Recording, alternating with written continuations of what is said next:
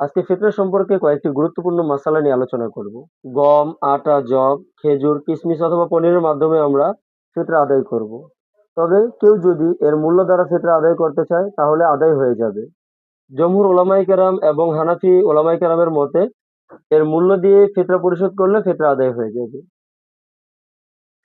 আর মূল্যের ক্ষেত্রে বাংলাদেশ ইসলামী ফাউন্ডেশন কর্তৃক 2026 সালের যে মূল্য তালিকা তৈরি করা হয়েছে সেটি হচ্ছে সর্বনিম্ন 110 টাকা এবং সর্বোচ্চ ফিতরা হলো 2805 টাকা।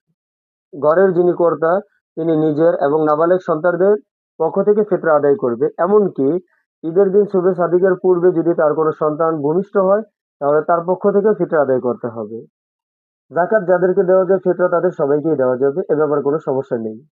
একজনের ফিতরা চাইলে একজনকে দেওয়া যাবে, চাইলে একাধিক ব্যক্তিকেও দেওয়া যাবে। এমনিভাবে একাধিক ব্যক্তির ফিতরা একজন ব্যক্তিকে দেওয়া যাবে। আরো একটি মাসালা হলো যারা প্রবাসে রয়েছেন তারা ফিতরা আদায় করবেন কোন হিসেবে, বাংলাদেশ হিসেবে না যে যেই দেশে আছেন সেই দেশের হিসেবে? উত্তর হচ্ছে যে যেই দেশে অবস্থান করছেন তিনি সেই দেশের গম, যব, আটা, খেজুর, কিশমিশ অথবা পনিরের হিসেবে ফিতরা পরিশোধ করবেন। তবে যদিও তিনি যেই দেশে আছেন সেই দেশের হিসেবে মূল্য নির্ধারণ করবে, তবে এটা যে কোনো দেশ থেকে আদায় করা যাবে। অর্থাৎ কেউ সৌদিতে থাকে, সে সৌদির হিসেবে তার ফিতরার মূল্য নির্ধারণ করবে, কিন্তু সেটা বাংলাদেশ থেকেও আদায় করতে পারবে। চাইলে সে টাকা পাঠিয়ে বাংলাদেশ থেকে আদায় করতে পারবে, অথবা কাউকে যদি বলে দেয় আদায় করার জন্য আর সে যদি আদায় করে দেয় তাহলে তার আদায় হয়ে যাবে। আল্লাহ তাআলা আমাদেরকে সহিহ মাসালার উপর আমল করার তৌফিক দান করেন।